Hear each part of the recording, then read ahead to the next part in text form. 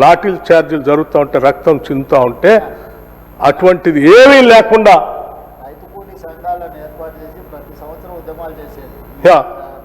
అటువంటి ఒక్క సంఘటన కూడా జరగకుండా ఉండే విధంగా కేవలం ఒక చట్టం ద్వారా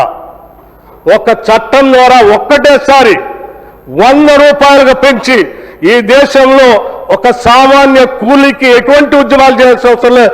ఈ చట్టం ద్వారా మీకు అన్ని కల్పిస్తున్నాను, 100 రూపాయలు మీకు రోజు కూలి వస్తుందని చెప్పి చట్టం తీసుకొచ్చిన గొప్ప చట్టం అధ్యక్ష. ఇది ఇట్స్ ఏ సైలెంట్ రెవల్యూషన్, ఒక నిశ్శబ్ద విప్లవం. ఆ రకంగా ఈ దేశంలో తీసుకొచ్చిన నిశ్శబ్ద విప్లవానికి ఈరోజు మీరు తూట్లు పొడుస్తూ దాన్ని మార్చేసి ఇంకా మేము ఏదో చేస్తున్నామని చెప్పడం కోసం ప్రయత్నం చేస్తే ఎట్లా అధ్యక్ష? ఇది పేదల కోసం, ప్రజల కోసం, రైతుల కోసం, ఈ సమాజంలో అన్ని వర్గాల కోసం ఆలోచన చేసి ఆనాటి ప్రభుత్వాలు తీసుకొచ్చే చట్టాలని కేవలం కొన్ని కార్పొరేట్ శక్తులతో నడుపుతున్నటువంటి భారతీయ జనతా పార్టీకి సంబంధించిన ఆలోచన విధానంతో ఈరోజు ఈ చట్టాలని తూట్లు పొడవాలని ప్రయత్నం చేస్తే తాత్కాలికంగా మీకు ఏమైనా మేలు జరుగుతుంది తప్ప శాశ్వతంగా జరిగేది కాదు. ఇప్పుడే కూల్ రేట్లు పెంచాలని మా ముఖ్యమంత్రి గారు చెప్తా ఉన్నారు. కూల్ రేట్లు పెంచాలని ప్రతి సంవత్సరం ఉద్యమాలు జరిగాయి. నేను చెప్తాను, ఇవాళ అటువంటి ఉద్యమాలు లేవే అధ్యక్ష. సబ్జెక్ట్ మీరు ఏ ఎక్స్ప్లాయిటేషన్ అయితే అన్స్కిల్డ్ లేబర్కి ఉండకూడదని మేము చట్టం తీసుకొచ్చామో అదే అన్స్కిల్డ్ లేబర్ ఎక్స్ప్లాయిట్ చేయడం కోసం మీరు ప్రయత్నం చేస్తా ఉన్నాం. ఇది కరెక్ట్ కాదు అధ్యక్ష. అట్లాగే అధ్యక్ష, మేము ఆనాడు చట్టంలో ఇంక్లూజివ్ గ్రోత్ ఉండాలని Mahatma Gandhi national employment guarantee స్కీమ్లో అనేక రకాలైనటువంటి అంశాలను పొందుపరిస్తే ఇవాళ మీరు ఇంక్లూజివ్ గ్రోత్ అనేది లేకుండా డీవియేట్ చేసి ముందుకు పోతా ఉన్నారు. లైవ్లీహుడ్ సెక్యూరిటీ అనేది లేకుండా చేస్తూ ఉన్నారు. ఆ సెక్యూరిటీ లేకుండా మీరు తూట్లు పొడుస్తూ ముందుకు తీసుకొని పోయేటువంటి కార్యక్రమం చేస్తున్నారు అధ్యక్ష. రైట్ టు వర్క్ నుండి work only if the central government permits. మా చట్టం ఏమో రైట్ టు వర్క్ అనేటువంటి ఒక హక్కును కల్పిస్తే work only if the central government permits అంటే మీరు పర్మిట్ చేస్తేనే మేము పని చేయాలి, మీరు పర్మిట్ చేస్తేనే నాకు కూలి ఇవ్వాలి. ఇదెక్కడ న్యాయం?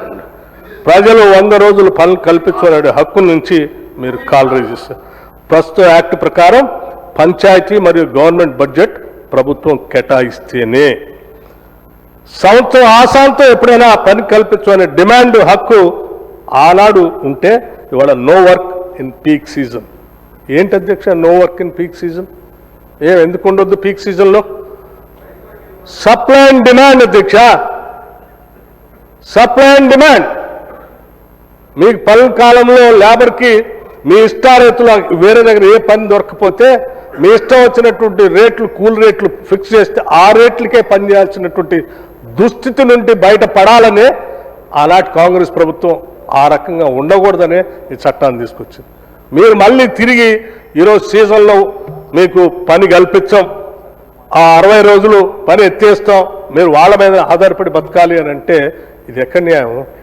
ఎవరి దయాదాక్షిణ్యాల మీద ఈ రాష్ట్రం ఈ దేశంలో ఉన్నటువంటి కోట్లాది మంది నిరుపేద ప్రజల్ని మీరు వాళ్ళ మీద పడేయాలని ఆలోచన చేస్తూ ఉన్నారు. అది మా సీతక్క గారు ఇందా అని చెప్పారు.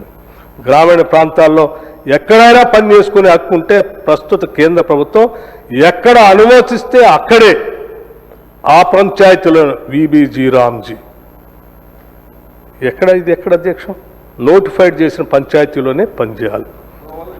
అట్లాగే అధ్యక్ష ఇందాక మీరు మాట్లాడుతూ మీకు ఎక్కడ భారం పడుతుంది, ఎందుకు భారం పడుతుంది అధ్యక్ష? జాతీయ ఉపాధి హామీ పథకం. జాతీయ హామీ ఉపాధి పథకంలో 100% వేజ్ కాంపోనెంట్ గవర్నమెంట్ ఆఫ్ ఇండియాది. మీరు 90% కాదు, వేజ్ కాంపోనెంట్ 100%. ఉండండి సార్,